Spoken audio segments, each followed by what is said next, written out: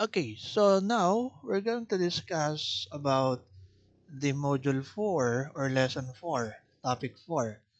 So it's about culture. What is culture? How does it define our moral behavior? Okay, so without further ado, let's proceed to our discussion. So by the end of the discussion, students are expected to number one, demonstrate what culture is and how it influences moral development. Number two is to apply the culture in a positive way and improve the Filipino character. And lastly, discuss culture profoundly through analyzing the characteristics of Filipino culture. So now let's proceed. First things first, what is culture? The thing is, I've already discussed naman yung usaping culture in the past subject na understanding the self. Okay? But in this case, we're going to connect the influence of culture to moral behavior. Okay? That's the difference. Now, dito, una, according kay Kohak. Kohak ha, hindi Kokak na palaka. Hindi, joke lang. Kohak, 1984. Culture is rooted in human respect for nature and the sacred. It originally means cultus, from the Latin word cultus, giving respect to the sacred, showing that culture is not against nature, but part of our role in it. Okay? So, huwag natin masyadong palawigin. Kumbaga, pinaka-idea kay Kohak in terms of culture, para sa kanya sagrado. Okay? So, sabi nga natin, tingnan nyo na lang yung keywords or main idea, para mas mabilis. Kasi mamaya, baka lumabas ito uli sa ating midterm exam kung sino yung author, kung ano yung pagka-define niya sa ganong term, parang ganon. So, in this case, kay Kohak, sacred yung tinatawag niyang culture. Okay? Yun lang yung parang keyword niyan eh. Giving respect to the sacred or yung sagrado, di ba? The next call, para mabilis tayo. 2019. Culture is a broad collection of shared beliefs, languages, values, communication, and behaviors that identify a group. It also includes material objects, importance to that society. Anong keyword dito sa tingin ninyo? Siguro mga ano na lang, collection of shared beliefs. Parang yun, ganun na lang ang i-take nyo kay Cole. Okay? Or material objects para sa kanya. Yung culture is collection of shared beliefs or material objects. Mga ganung bagay, di ba? Yun yung mga parang main idea or keywords na ginamit sa pagde-define ni Cole sa culture. Alright? So, yun. Next, Lederach, 1995. Okay? Culture is the collective knowledge and patterns people create to understand and respond to social realities. So, para kay Lederach, ang parang keyword is collective knowledge, yung kultura. So, ganun na lang. Huwag na natin masyadong pahabain. Yung keyword na lang para mabilis. Next, Zimmerman. Okay. Culture is seen in the characteristics and practices of community, such as language, religion, food, social behavior, etiquette, fashion, music, and the arts. Ano kaya? Ano yung parang keywords dito? Siguro ganito. Practices of a community. Okay? Kay Zimmerman. So, ganun na lang ha. Ang ilagay nyo kung gusto nyo para mabilis. Alright. Pagka magsasaulo kayo, yun. Yung main idea ang inyong itumbok kumaga or i-emphasize. So, yun. Next. Okay na tayo. Hindi ko na kailangan explain yan. Next, dito naman tayo, ano? From the definition above of culture, several characteristics were drawn. So, culture is an analysis of items with cultural or historical interest. So, analysis daw, ano? Okay, of items with cultural or historical interest. Then number two, basahin ko lang muna bago ko siguro explain, ano? A culture is a remark of people choices and admiration of beauty. So, explain ko nga muna itong number two, di ba? So, sa atin, meron kanya-kanya tayong standard ng beauty, ano? In terms of cultures. Halimbawa, sa iba, ano? Ay maganda yung maitim, ano? Okay, sa atin naman bilang Asian, okay, part ng Asian, ano? Okay? Ah, nakikita natin na maganda, ano? Halimbawa, ang isang tao, ano? Kapag maputi, ano? I mean, dagdag, ano? Ganda points yun, ano? Or pogi points, ano? Pagka, ano? Opposite sex. So, in that way, part yun ng kultura natin, ano? I mean, in terms of puti, ano? Nakakadagdag ng beauty. Totoo naman yun, di ba? Hindi naman natin gawa-gawa yun. Kumbaga, yun naman talaga. And sa ibang kultura, let's say, ano ba, yung ating nabanggit natin, no, sa understanding the self, yung katutubo, okay, halimbawa, Africa o African, ano, countries, or basta katutubo, di ba? Para sa kanila, maganda yung mahaba ang, ano, mahaba ang bibig. I mean, yung may plato, yung maliit na plato sa bibig, di ba? Para sa kanila maganda yon. Oo, gano'n yung kultura nila, no? Iba naman, 'di ba, sa China, kung ating babalikan lang, ang maganda sa kanila yung parang ang paa ay maliit, yung naka-bind, ano, yung bata pa lang daw, parang binibandahan, bandana, oo, parang gano'n, yung paa, para ma-deform siya, para maliit, yung parang hindi mo na makita yung iyong mga, yung iyong mga fingers sa paa, ano, okey, mga gano'n. So, iba-iba yung ganda, no, sa ibang country. So, gano'n talaga. So, anyway, ano ba, ang ating masasabi? Ang tawag dito, kung babalikan natin yung number one, nakalagay kasi dito, Analyx. Ano nga pagka sinabing Analyx? Kung titingnan ko sa dictionary, ano, habang kasi nagsasalita, tinitingnan ko sa dictionary yung Analyx. Nakalagay dito, selected miscellaneous written passages. Selected miscellaneous written passages. Culture is an analect or selected ano daw, written passages of items with cultural or historical interest. Para bang, yun nga, tinitingnan yung historical background ng ganong community, ano ba yung katuruan doon, or ano ba yung practices doon. Parang yun ang pinututungkol lang sa number one eh. Parang ganon, kasi nga, sabi historical, no? Historical interest, tapos yan, written passages, mga ganon, di ba? Yung mga term. So next, number three, culture is in harmony with the environment and an individual has a role to play on it. So, sabi ko nga, para bang dahil ng culture, nagbabind siya sa environment, ano? Okay, nagre-represent, ano, sa environment na ginagalawan mo. Kasi yun yung culture. Parang ganun, di ba?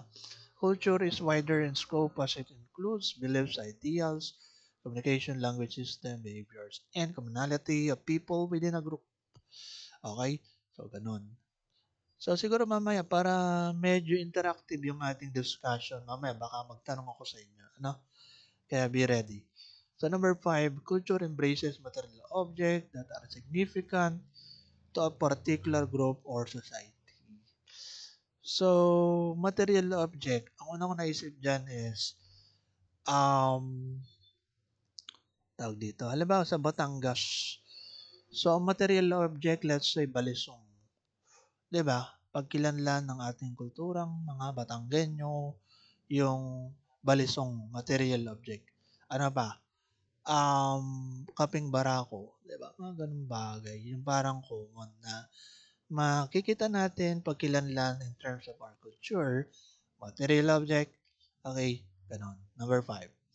Number 6, culture is related to the social structure and economic aspect of society. Okay, ulitin ko lang ha. Culture is related to the social structure and economic aspect of society. Totoo naman yun, di ba? I mean, in terms of economic, kung aking re-relate lang ha, nagre-represent din kasi, alam ba sa economic, yung magiging kultura, na makikita natin. Anong ibig ko sabihin? Halimbawa, sa Pilipinas, alam naman natin na parang, alam ba yan, lower middle, income kung tawagin. Whereas sa ibang bansa, upper class, okay, higher income, okay, yung kanilang country like US.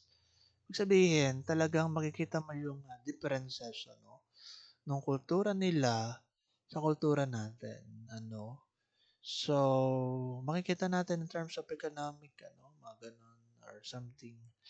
So, ayun na nagigets niyo yung point ko. Next, kahit nga halimbawa, di ko lang sure kung may ipapasok ko na kagad dito yung ganong idea. Halimbawa, sa US, sabi ko nga, ganito. Alam niyo, sa US, medyo common yung mga shooting incident. Okay?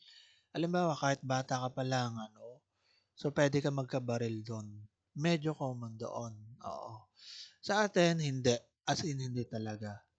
Pero, syempre, kung titingnan natin, talagang napakasama yung ganun. 'Di ba? Pero, ang tinitingnan ko lang yung point ko yung commonality. 'Di ba? Because of the economic status.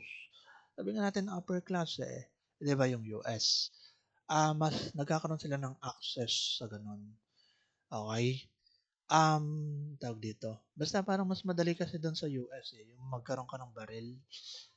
Oo, parang ganon. Tapos, lisensyado. Okay?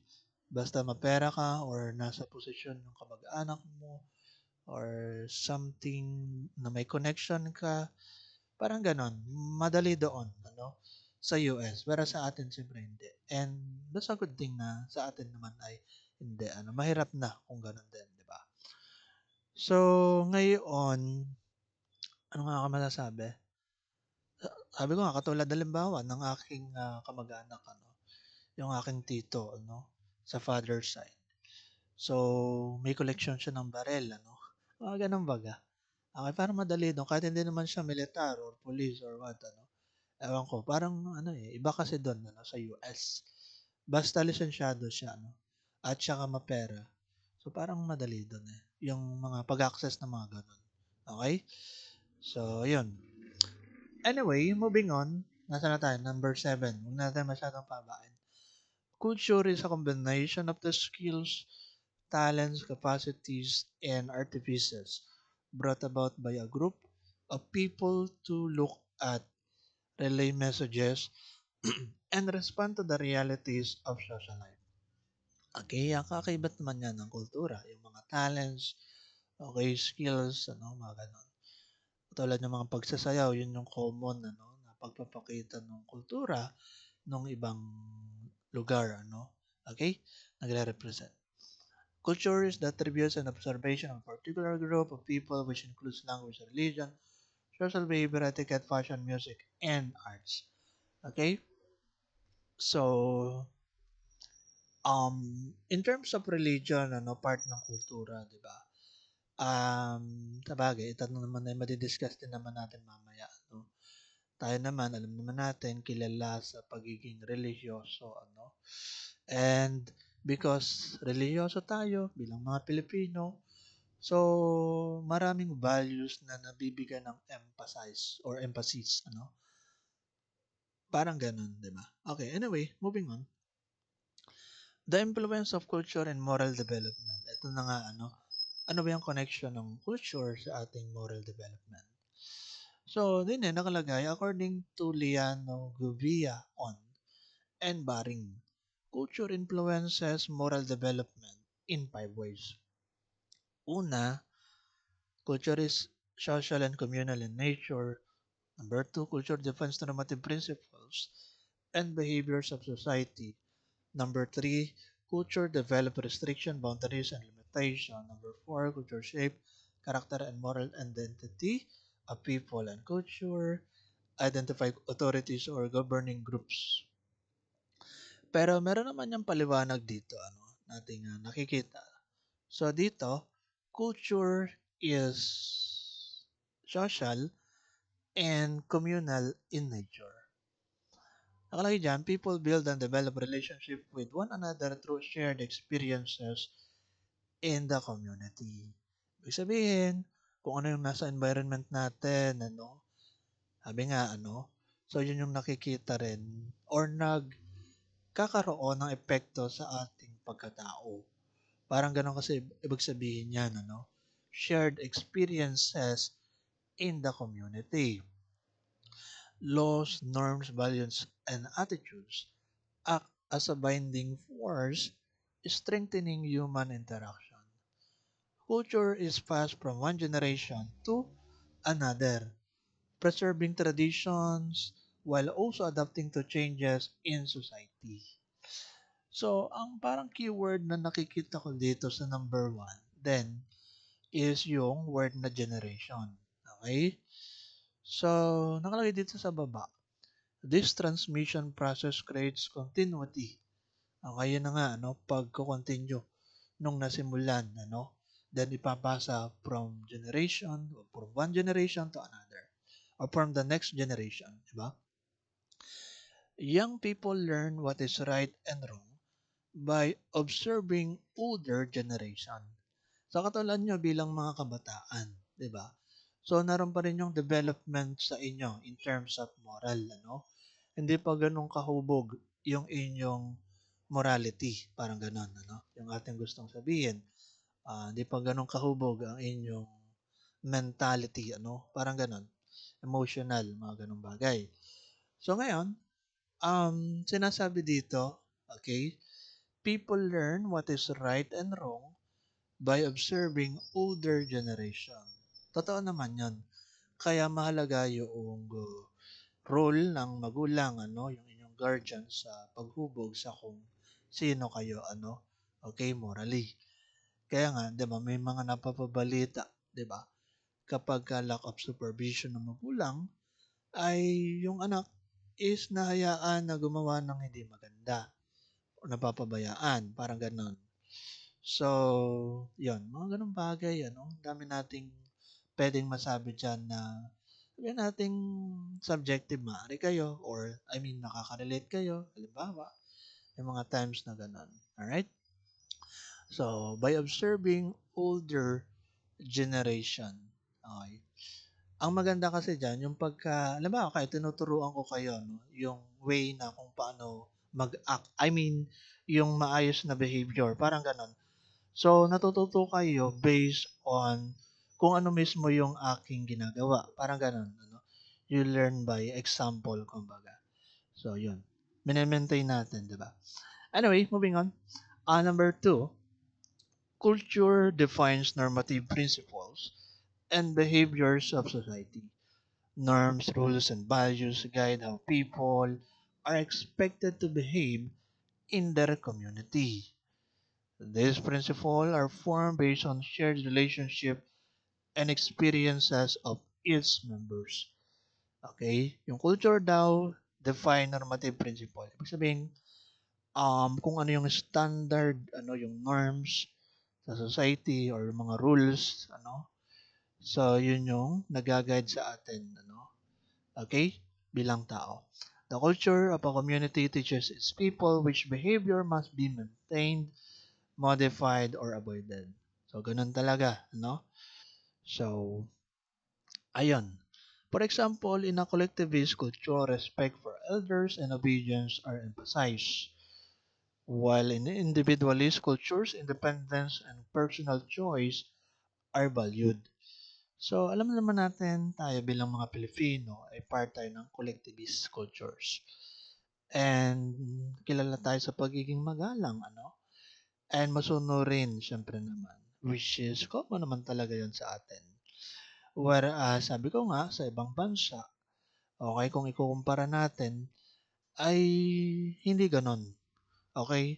Hindi sila, in terms of pagtawag ha, hindi sila magalang. Okay? Parang ganun. Alam ba, pag tatawagin yung teacher sa ibang bansa, alam ba, pagka tatawagin niyo ako, no, sa ibang bansa, sa US, halimbawa, ang sasabihin lang is, Mr. Kulya, ganito, ganyan. Parang ganun, walang po and opo, at saka diretso na, Mr. Kulya, ganun. Oh. So, ganun ka, ano, kaya direkta sa ibang bansa. Sa atin naman hindi, di ba? Okay? So, yun, nakikita natin yung pagkakaiba in terms of culture. So, nakalagay dito, individualist cultures, independence, and personal choice are valued. Ano? Sa mga, diba, US, sa ganong country, ano? At saka iba pa, ano? Northern. So, individualist cultures. Next, number three, culture develop restriction, boundaries, and limitation. Boundaries serve as a protection and security for community members. Laws, rules, and moral principle guide people to act responsibly. Puro na lang nakalagay dito mga laws, rules, ano, mga ganun. Failure to follow them result in punishment or sanction. This awareness encourages individuals to reflect on their action and develop moral discipline. So, dahil nga ng culture, yun yung nagre-restrict sa atin para kumilos, ano, or gumawa. Okay? Restriction may differ across societies. Kaya, doon nahubog yung ating moral, ano? Okay? So, for instance, some culture may strictly regulate dress codes, while other emphasize freedom of expression. So, halimbawa, ano, sa ating school, sabi ko nga, ano, Batangas State University. Alam naman natin na strict yung dress code natin, ano? Na bawal yung maikli or yung labas na yung kaluluwa daw, ano, mga ganun. Or bawal daw ano yan, yung parang yung buhok daw ay nakakaakit or masyadong, parang ano, basta, kakaiba, ano? Dapat yung normal or standard lang. So, di ba, ganun yung ating, sabihin na natin related sa dress code, ano? Okay, or dress codes itself, ano? So, in that way, part yun ng kultura ng Batangas State University. Kumbaga, nahuhubog kayo sa ganoong restriction na madadala nyo sa labas ng bahay nyo, maaari, or parang masasanay kayo kahit paano. Okay? Mga ganong bagay. I hope na nagagets nyo yung point ko. Ano? And sabi ko nga sa inyo, alam nyo naman yan, di ba? Nasabi ko to sa inyo dati. The reason why strict yung ating dress coding, ano, o dress codes, ay sapagkat yung ating president, okay, ay ano, parang born again yata yun. O, born again yan. Mga ganun. Ay sa born again, bawal yung mga ano eh, yung maikli or something, diba? Mga ganun. Ay ngayon, parang inano niya, in-introject niya sa school.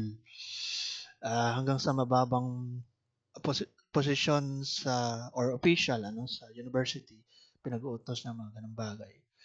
So yeah, that's the reason why. Kaya baka kayo magtaka, ano, bakit ganun lang ka higpit when it comes sa dress coding sa Batangas State University, whereas sa iba naman hindi.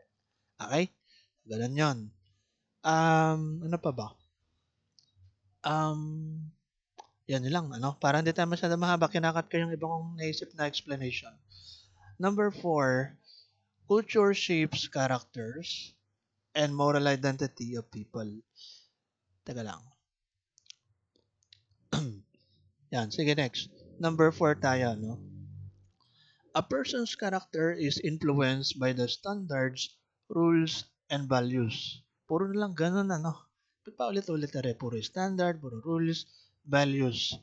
Present in their community. Tingnan natin yung ibang word na ginamit, ano? Redundant kasi kapag paulit-ulit. Whether traditional or modern na communities, culture provides experiences that form an individual moral perspective. Ano to?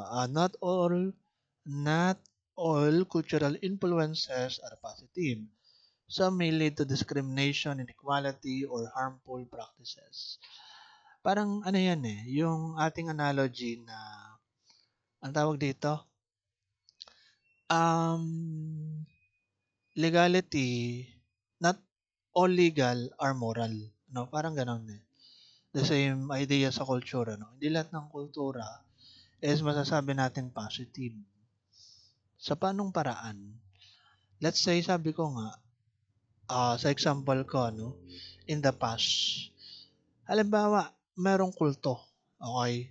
Tapos ang kultura nila ay umiinom ng dugo ng kambing. Part ng kanilang ritual, ano? 'Di ba? Ganun kasi yung sa kulto. Halimbawa, yung Satanism. Alam niyo ba yon? Ibig sabihin si Satanas yung sinasamba. Tapos may pentagram. Tapos, ang symbol nila is yung Baphomet, ano? Ibig sabihin, yung parang kambing na merong karet. O, ganon. Ganon pag sinabing Baphomet eh. So ngayon, ang ginagawa nila is umiinom ng dugo ng kambing. So ngayon, kung titingnan natin, ang dumi-dumi nun. Dugo ng kambing, di ba? Ang daming bakterya yun. Bakterya yon, ano? Kahit nasabihin na natin herbivorous, yung kambing, ano, herbivore, ano? Okay, ibig sabihin, yung grass lang ang kinakain, ano? So, ang dumi, ano? Nung dugo. Pure na dugo, inumin mo, di ba? Part ng kultura nung Satanism yon, ano? Which is ang pangit, no? Masama yon, di ba? In the first place, Satanism, si Satanas yung sinasamba. Okay? Ngayon, dagdag kaalaman lang sa inyo ha, mga student. Baka hindi nyo alam. Um, kita nyo, kambing, ano? Bakit kambing yung nire-represent sa mga ganun? Okay? Kasi nga ang kambing, kahit illustration sa Biblia, matitigas yung ulo. Okay? Whereas yung tupa, masunurin. Okay? Yan, yung ganun lang yung parang ano na dyan, yung parang logic doon. Ano? Okay, hindi naman natin kailangang palawigin pa. Sige, next. Additional point is highlights the need for critical thinking.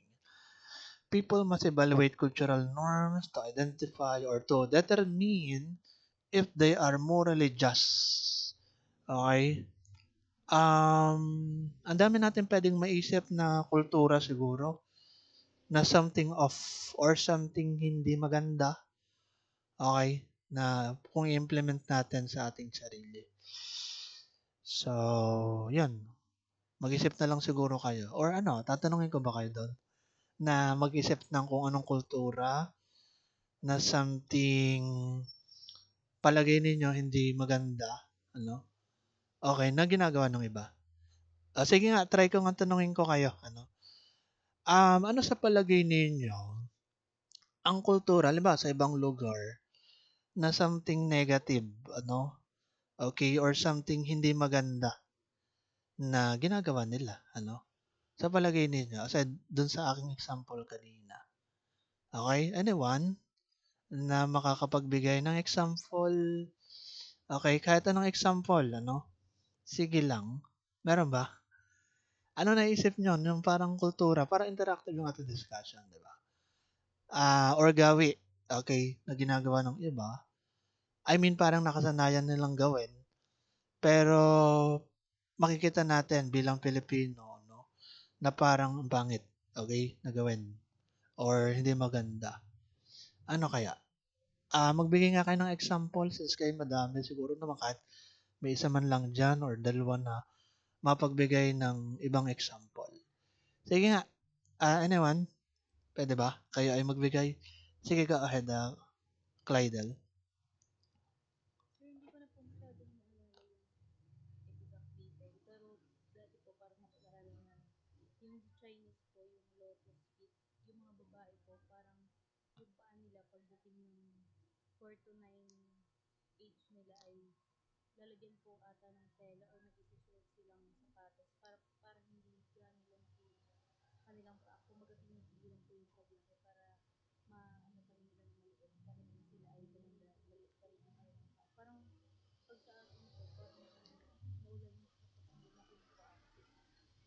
Oo. Yan. Tsaka parang, ano yun eh, parang hirap talaga maglakad pagka ganun, di ba? Anyway, actually yun, parang nabanggit ko yata yung kanina. No? Hindi ko lang sinabi yung award na Lotus Fit. Ano, yung parang standard ng beauty. Ano, if I'm not mistaken, kung nabanggit ko nga kanina. Oo, ganun nga. Ano, tama naman yun. Ano, yung kanyang sinabi. Yung binabind yung paa, ano, sa China, no? Okay? Sa China yan, di ba? Ganun. Um, Actually, para sa kanila kasi ngayon is maganda, ano. Okay. Sige, magbigay pa ng isang example siguro. Last na. Ano yan? Yung isa, nagtaas ng kamay. Go ahead lang. Si Malabaga. Oo.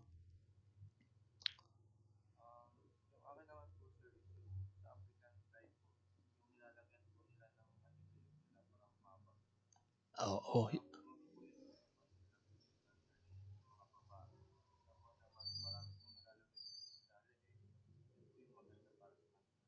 ayun.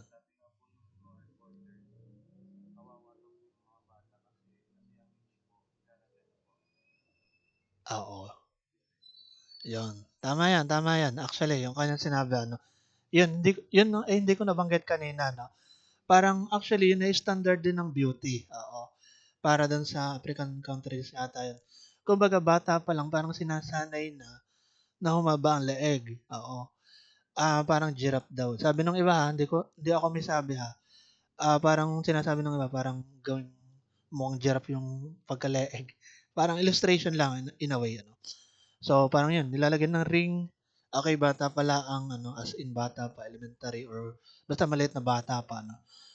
Hanggang sa paglaki. Tapos, pagka tinanggal yon, basta makikita mo parang haba nga ng leeg, ano. Kasi nga nabatak, ano, bata pa lang. Parang same idea lang din doon sa foot binding, yung lotus feet na sinasabi ng isa, no. Kumbaga bata pa lang, parang ma-form na or ma-deform yung iyong paa, no. Parang ganun. Masanay na ganun yung pagkaka-forma, no. So yun, yun lang. Sige, okay na yun. At maganda man at nagbigay kayo ng example. Oo nga, kung titingnan nga natin, parang ang pangit, ano, itsura. Okay? Hindi magandang tingnan para sa atin yung mga ganun, ano. Okay? Kumbaga, hindi natural. Okay, anyway, moving on. Para hindi tayo magtagal, at least nakapagbigay kayo ng example illustration. Next, dito, explain ko lang. Culture identifies authorities or governing groups, ano, yan, leaders, elders, or governing institution are responsible for making, interpreting, and enforcing community rules. In the family, parents serve as the first moral authorities for their children. So, totoo yan. Ano, napakahalaga yung role ng parents sa inyong mga anak, siyempre mga kabataan. And ako rin, ano, siyempre, yung parents ko, yung trato niya sa akin nung bata pa lang ako, no? And nakahubog sa aking moral values, ano? Moral judgment of leaders greatly impacts the values and ethical decision of the whole community, ano? Additional point nakalagay dito sa baba. In many societies, religious leaders, teachers, and community elders also act as moral guides who influence ethical standards. Given na naman yan, di ba? Kung ano yung ating nakikita sa mas nakakatanda, ano, lalo pat nung mas bata pa tayo noon, ano, so yun ang ating automatic na sinusunod. Okay? So, yun. Talagang nakakaapekto yan, yung kultura na ating kinagitsnan, di ba? Sa kung ano yung ating moral judgment or moral values. Sabi ko nga, halimbawa ako personally, ito naman nasabi ko na sa inyo dati. Sabi ko nga, kinagisnan ko is, lumaki ako sa religious family, mga ganun. Kumbaga, sanggol pa lang ako, ay sinasama na ako sa church. Tapos, hanggang nung elementary ako, ganun pa rin. Active sa church, ano, bawat service, mga ganun. Hanggang teenager ako, ganun talaga. Pero nga hindi ako, ano. Iba kasi yung, ano ko na, parang principle. Pero, pinanghahawakan ko pa rin yung mga values, di ba? Mga ganun.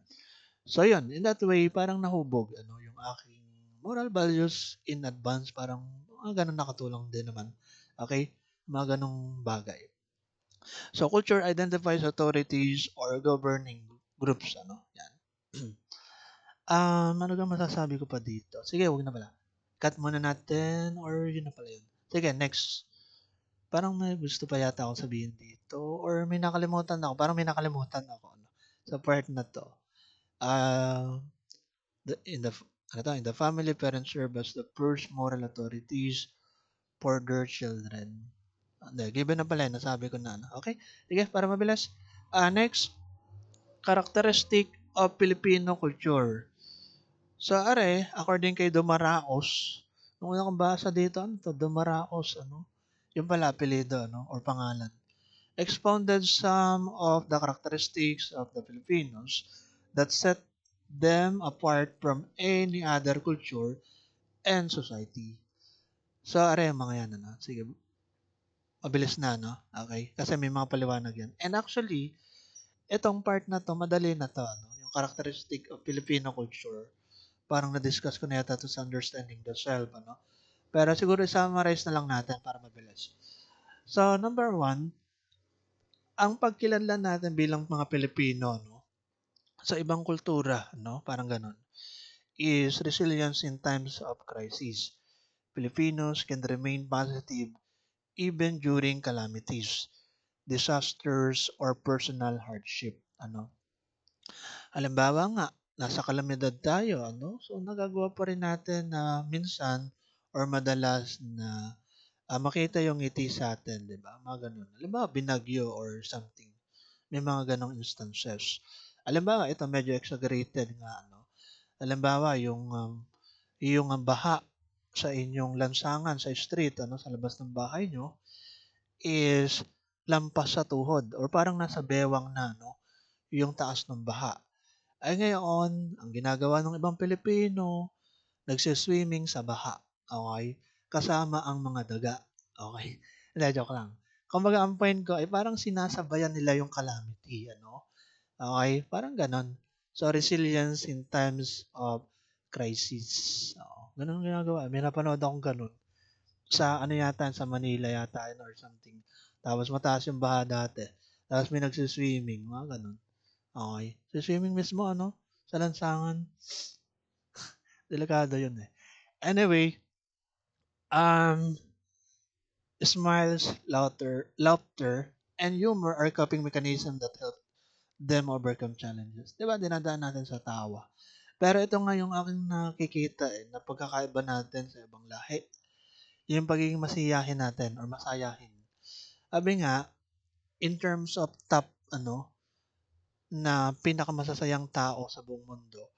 So, nasa top, yata tayo, top something or top 10, mga ganon, sa buong mundo na pinakamasasayang tao.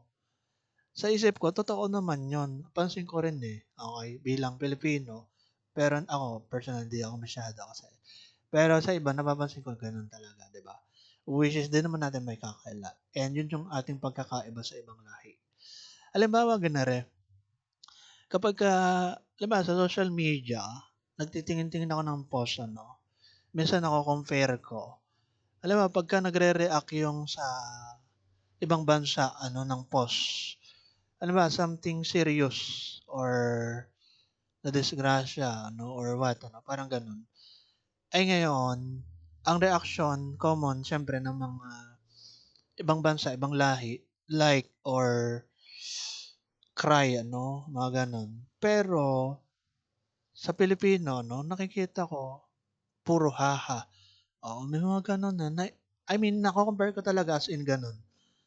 Um, minsan parang may mga times na pinagtatawanan na lang natin, yung ibang kalagayan ng iba. Parang ganun. I don't know. Parang naging common na lang yung laughter sa atin, mga Pilipino. As in, yun talaga yung observation ko. Kung titingnan natin sa ibang lahi, parang medyo seryoso yung mga, diba, Amerikano, okay, mga ganun, puro, yun yung napansin ko as in. Then, dito, given na nga sa example, after typhoons, communities work together to rebuild homes while maintaining optimism. Pagiging optimistic, in other words. Next, strong family orientation, given na to eh. Families that have priority, whether immediate or extended, even distant relatives and close friends are considered part of family circle. Alam ba kayo, mga student, Siyempre, meron kayong mga ka-close, hindi naman yun nawawala eh. Okay. Kalimitan naman, di ba? May ka-close, okay? So, parang minsan tinuturing nyo na part sila ng family, sa sobrang close nyo. May mga ganun, di ba? Okay? Which is natural, normal lang naman yan. Family reunions are common and relative abroad often send remittances to support loved ones. Okay, sige, para hindi tayo mahaba. Next, deep religiosity. Filipinos are known for their faith, with Catholicism being the dominant religion alongside other Christian denominations and Islam. Given na yan, pagiging reliyoso natin. Yan, may mga, sa Katoliko, yung mga Santo Niño, Crucifix, Rosaries, ganyang bagay are commonly found in homes. Or mga kung ano nung mga symbols na nilalagay sa pintuan. Halimbawa, Inri or ano nga yan? Basta kung ano. One time, sa aming bahay, dito. Merong nakasulat sa aming pintuan na kung anumang symbol, yung pala, symbol sa Katoliko. Okay. Ay, kumbaga, hindi naman namin pinasusulat, pero may nagsulat. Parang ganun. Anyway, um, yun pala, I found out, ay tita ko pala ang nagsulat, naglagay sa aming pintuan ng parang chalk na ganun. Ang dati. Um, dahil devoted Catholic siya eh. Anyway, regular church attendance, fiestas, honoring patrons, saints, and religious procession reflect this devotion. Yan, mga ganyan. Next, para mabilis. Respect for elders. Respect is expressed verbally using po, po. And through gestures like pagmamano. Totoo naman yun. I mean, automatic na yun tayo bilang Pilipino. Yung pagiging magalang. And that's a good thing actually. Na meron tayong ganong kultura. Pagiging magalang. Titles like kuya, older brother, or ate, older sister, or tita, tito. I mean, kahit hindi natin kamag-anak, tinatawag natin na gano'n. Kuya or ate, tito, tita, no? Lalo na kapag meron tayong inaalam. Let's say, for example, na bagay na tinatanong sa kanila.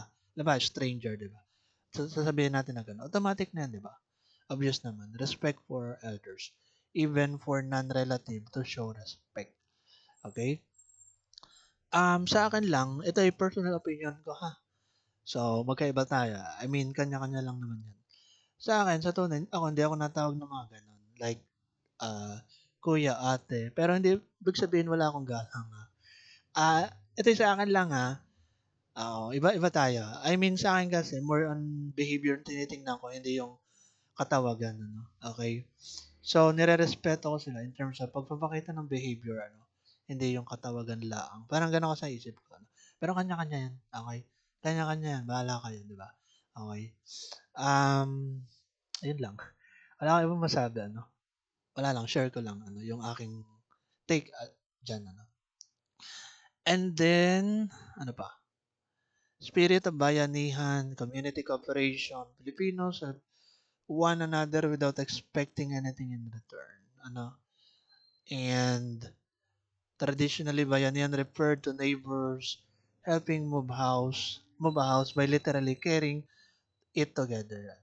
Alam niyo, sabi ko nga, nung panahong una sa Pilipinas, yung literal na ginagawa in terms of bayanihan, binubuhat nila yung bahay. Yung kubo, pinagtutulong-tulungan nila. Oo. Alam ba, lilipat pala sa ibang lugar, yung family, bubuhatin yung bahay nila. Magtutulungan para buhatin. Kumbaga, hindi nag-expect ng bayad or what, Basta, bayanihan lang. Ganon. Spirit of bayanihan. Yun ang nakikita natin, di ba? Sa ating mga Pilipino, which is a good thing din naman, kahit paano. Today, it can be seen in fundraisers, Di ba, may nasalanta, namatayan, or nagkasakit na matindi, or kung ano man, something bad happens. So, nagkakaroon tayo ng fundraisers. Alam ba, sa ating Batangas State University, merong nagkasakit na matindi, di ba? Kahit kamag-anak mo, alam ba, nagkasakit ng matindi, sabihin mo lang yun sa university, pagtutulungan ka, na tulungan, di ba? May fundraiser dyan, oo. Pwede yan. Yun ang kagandahan, pag may part ka ng organization, or part ka sa organization, part ka sa university, lalo na kapag ka public, mga ganun bagay. Volunteerism and collective effort during calamities. Alam ba, sa inyo, in your case, pagka may something na masama nangyari, pero sana naman wag, or wala namang mangyari. Pero in case lang, alam ba, nagkasakit or what, So, open kayo magsabi ha, okay, sa university, para tulungan kayo. Okay? So, kumbaga tulungan tayo, di ba? Yun ang maganda. So, anyway, moving on. Okay na yan. Next. Value for traditions and celebration. Filipinos love gathering from birthday and wedding to fiesta and town festivals, ano. Example lang 'to, sabi ko nga, ito, halimbawa kayo, tapos sa inyong kapitbahay halimbawa 'no, ay merong celebration ng birthday. May birthday 'yan, okey. Ay ngayon ikaw, halimbawa lang 'to, ikaw mahilig sa pagkain, okey? As in, sino ba namang hindi mahilig sa pagkain, ano? Halimbawa, siyempre, 'di ba? Tapos may narinig ka birthday 'yan, ano, sa kapitbahay mo mismo, ano, katabi ng bahay niyo. Ngayon, may dala kang walis, walis walis tingting, ano? Yun pala, hiniram mo siya nung isang araw, okey, sa iyong kapitbahay. And then, dahil natunugan mo na may birthday celebration, kumatok ka sa kapitbahay mo. Sabi mo, "Tok, tok, tok," 'no? Okey, sabi mo, "Babalik ko na po yung walis na hiniram ko, ganito, ganyan." Tapos yun pala, inimbitahan ka na bigla, eh, naroon ka na, eh, ano? Yun pala technique mo pala yun. 'Di ba may mga gano'n? Kunwari magsasauli, yun pala makikikaan lang. 'Yan kinonekta ko lang sa gano'ng bagay, 'di ba? Value for tradition and celebration. Fiestas are celebrated with street parades, dancing, and sharing meals with neighbors and guests. 'Di ba? Sa mga usaping pesta, common naman, 'di ba? Nakikikain ka, no? Sa iba-ibang lugar, ano? Siyempre, common naman dyan, nakikikain ka sa mga kakilala mo, ano? Nakikikain ka ng libreng pagkain, 'di ba? Mga ganun, pagka fiesta. So, ayun. Then, longest Christmas celebration in the world. Sabi ko nga, September pa lang, halimbawa. So, para bang naamoy na natin yung simoy ng Pasko. Okay, lumilitaw si Jose Marichan. Ano? Tradition include hanging parol lanterns, decorating Christmas trees, attending simbang gabi. Ano? Saka lang sumisimba tuwing December, di ba? Di ba ganun? And celebrating Noche Buena with family. Hindi, kanya-kanya yan, di ba? Okay? And, eto lang, masabi ko lang to, medyo sabi ko nga love trip, ano, personal experience ko. Nung ako'y bata, ano, teenager ako, mga 12 years old or 13 years old, ay mahiyain ako, no, nung bata ako, no, okay? Kasi hindi pa ganun ka-expressive, ano, ka-confident kapag ka nagpe-present. So, nung 12 or 13 years old ako, one time, kumbaga kapaskuhan noon, no, or malapit na yung Pasko noon, basta, let's say, December 19 or something, di ba? Tapos gabi. Then, ako'y mga ngaroling, mag-isa lang, ano, mag-isa lang, as in. Tapos, nung nasa tapat na ako ng bahay, kinakabahan ako siyempre na kumanta, ano, okay, ng caroling, ano, na song. Okay. And then, medyo nagtatagal ako, hindi ako makakanta kasi nga nahihiya ako eh, di ba? Ganon. Nahihiyain eh, nung bata, no? So ngayon, lumabas yung tao, ano, doon sa bahay. And then, sabi nung nanay is, anong kailangan mo? O, ito, bote. Okay, sa'yo na lang ito. Sa isip ko, bigla na lang akong umalis kasi sa isip ko napahiya ako. Naituringan pa akong magbobote. Nangangaraling lang ako, naging magbobote pa, ano. Okay? So, lalo tuloy ako napahiya sa ganung instances. Wala lang, gusto ko lang, share ko lang, di ba? May mga ganung instances dahil lang hiya, ano. Okay? Ayun. Mangangaroling, pero naging magbobote tuloy, ano. Napagkamalang pa magbobote. Okay? Anyway, moving on. Okay na tayo dyan sa longest Christmas celebration in the world, ano. Children go caroling from house to house, ano, and gift giving strengthen na family bonds. Love for art and architecture. Okay? Creativity is expressed in traditional weaving, painting, and music as well as in modern architecture. Colonial heritage is seen, yan, mga ganyan, in old churches and houses, ano, while modern cities showcase skyscrapers and contemporary design. Tapos nakalagay dito, the jeepney often decorated with colorful art is both a functional vehicle and cultural icon. Alam mo, doon sa jeep, di ba, may nakalagay doon na parang karantula doon sa baba. Okay, di ba? Pagka sasakay ka, may nakalagay doon sa baba, ano, kung ano man. So, Alam ba, kalokohan lang. Walang magaling na kumpare kung walang sweet na kumare. May mga ganun, may nababasa akong mga ganun sa jeep, ano. Kung ano nung kalokohang nakalagay minsan, ano. Okay? Or mga pick-up lines yata, di ba? So, in that way, pagpapakita ng artistic, ano. Yan. Next, hospitality. Filipinos are warm and welcome to guests, whether locals or foreigners. Given naman to eh. Visitors are offered to the best food, the most comfortable space in the house, and genuine care. And then, natatawa lang ako kasi may naisip akong kalokohang example, ano. Halimbawa, ang ulam nyo sa bahay ay tuyo lagi, ano, as in tuyo, or sardinas. Then, one time, may bisita kayo. Tapos, napabili tuloy kayo ng manok. Ganun, di ba? The exaggeration lang sinasabi ko, ano. Okay? Napabili ng manok ay laging tuyo ang sardinas ang ulam. Anyway, pero wala namang masama doon, di ba? Pagiging mahirap. Okay. Kung seseryosahin natin. Pero, lang is yung parang exaggeration yung example. Okay? And then, ano pa ba? Even unexpected visitor are invited to share a meal, a practice known as salubong, ano, mga ganyan. Sige, next. And yun lang, ano. Then, last, dito na weaknesses of Filipino character. Bilisan na lang natin. Ito naman yung parang negative side ng karakter natin bilang Pilipino. Una, extreme personalism. Filipinos often interpret action, words, or situation based on personal feelings rather than objective reasoning. Even constructive criticism can be taken as a personal attack. So, ganun. Minsan, kapag tinatama tayo, no-offend tayo. Totoo naman yung kahit nga ako, no? Pagka tinatama ako, minsan, na-offend ako. Or minsan naman, kapag tinatama naman ako, is, parang tinatanggap ko na, oo nga, no? Ganito nga, no? Parang gano'n. So, yun, part ng ating parang negative values, ano, bilang Pilipino, yung pagiging extreme personalism or extreme, ganon, na parang pinapersonalize natin masyado, ano, kapag tayo tinatama, ano. Katulad daw sa inyo, ano, a student corrected by a teacher may feel insulted instead of seeing it as an opportunity to improve. So, kahit sa magulang ninyo, di ba? Mas maraming beses na tinatama kayo maaari ng magulang ninyo kaysa ng inyong teacher. Di ko alam, ano? Okay? Pero kung makikita natin yung ganun, di ba? So, yung pagtatama naman ay para sa kapakanan ninyo, di ba? Mga ganun. Okay, kahit minsan masakit, okay, yung pagsasalita. Pero kailangan nating embrace, ganun talaga. Okay, para mag-improve tayo, maging open tayo, ano, doon sa ating pagkakamali.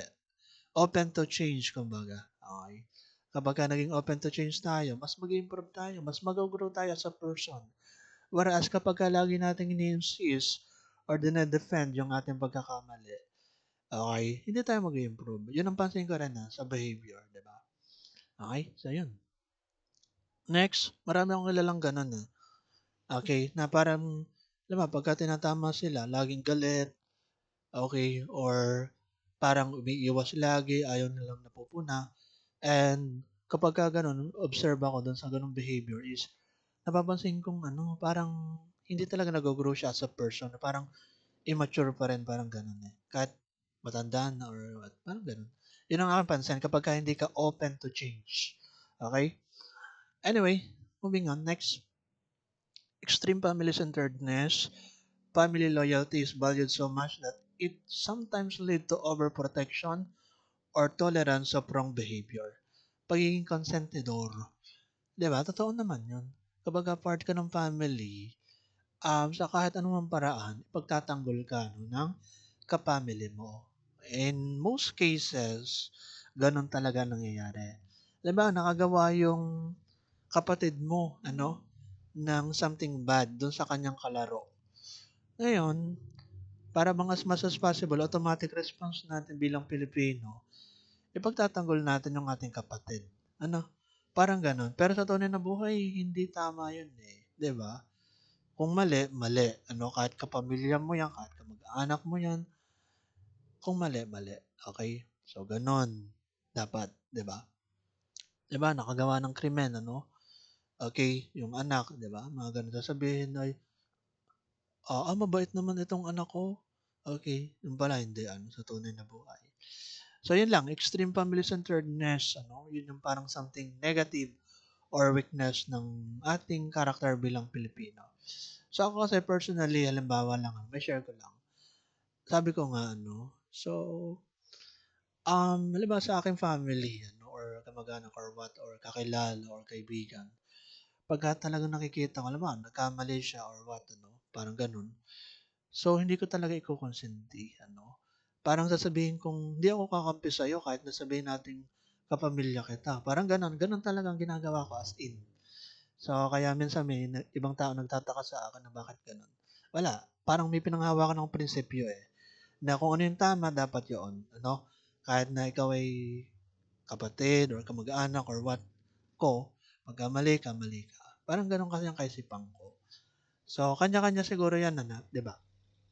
Anyway, moving on, decision may prioritize family interests over fairness, ethics, or broader social responsibility.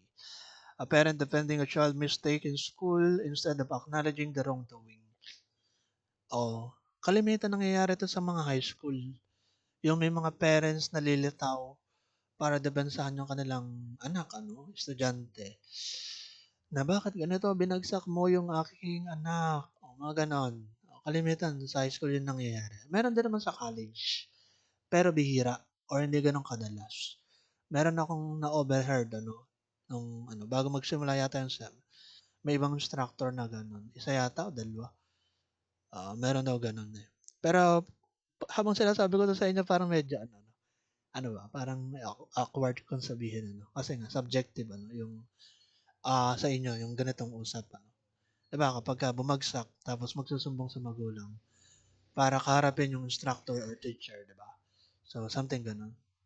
Sa atin, wala namang nangyayaring ganun, Sabi ko nga, hindi naman sa tayo, nagko-compare, Pero yung mga student ko rin in the past, lalo na nung mga nauna, pagka sila ay binagsak ko or bumagsak sa aking subject, parang sila na rin mismo ang nagsasabi, nag-initiate na sabihin na, tanggap ko to, and, kumbaga is, sinasabi sa akin, personally na, sir, babawi na lang ako sa ibang semester, na, bagsak ako dito.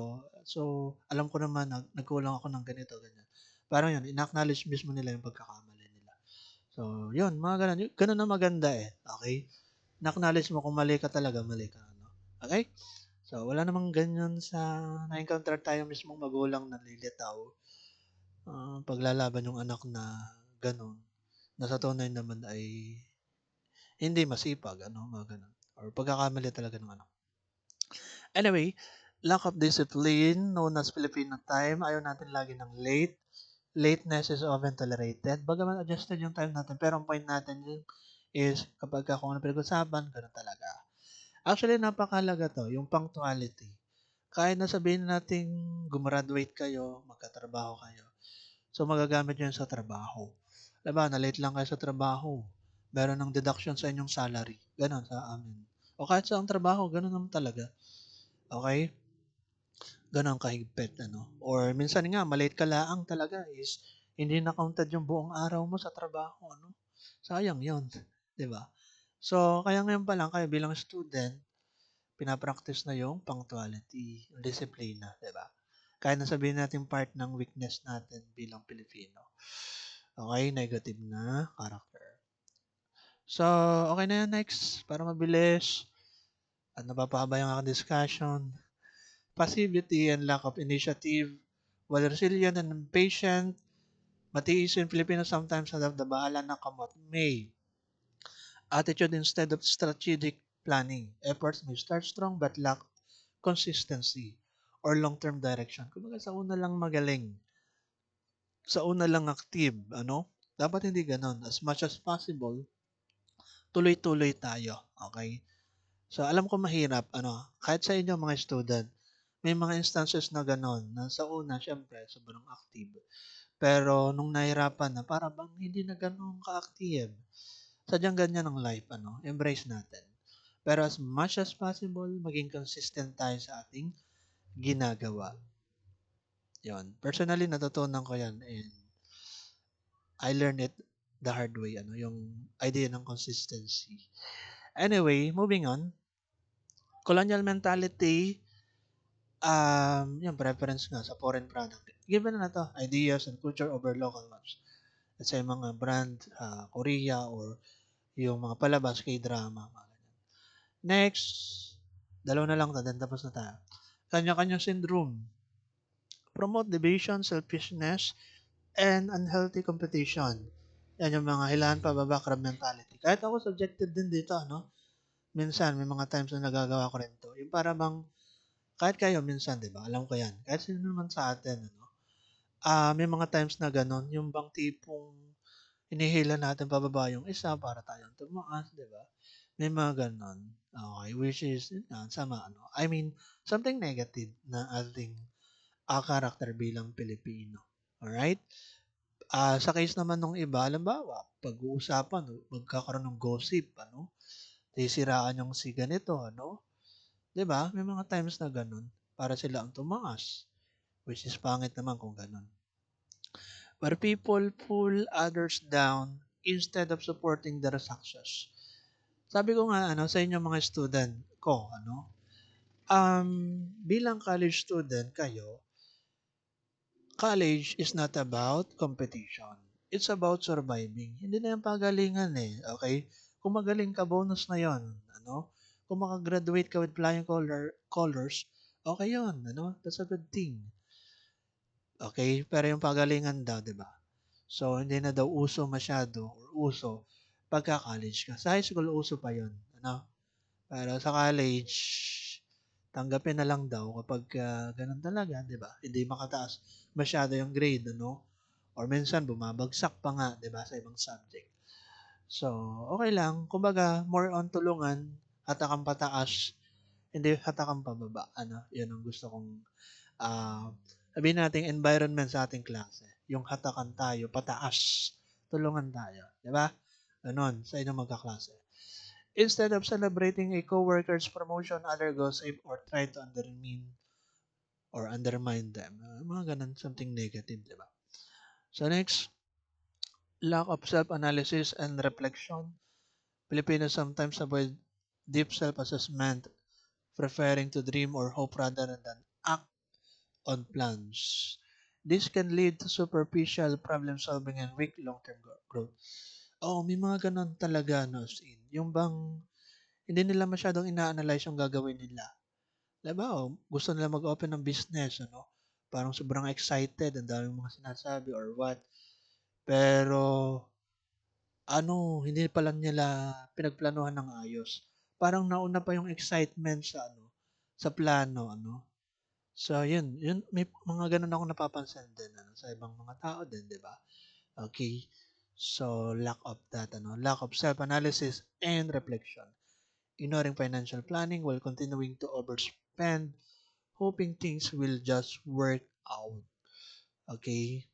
So, ganun. Isa rin yung sa natutunan ko personally na kahit anong mga bagay laging pag-isipan. Okay, bago umakto, ano, or bago mag-act. Lalo na kung crucial 'yan, ano. Halimbawa, in my case, halimbawa, pagka mga usaping pera, malaki ang perang ilalabas mo, tapos basta mo lang ilalabas ng basta na lang, ano, na yung pala madi-dissolve lang, 'di ba? So, natutunan ko 'yan, ano, in hard way, ano. Pero hindi ko na ikwento, no, something personal siya. And ano, sobrang sakit may ano, personal experiences yung mga ganong instances in the past. Pero natutunan naman tayo dun sa mga ganyan. Eh. So, ayun. Ganun talaga. Yun ang mahalaga. Yung pagkatuto sa mga pagkakamali. And yun lang yung ating discussion. Medyo napahaba, ano? About sa topic 4.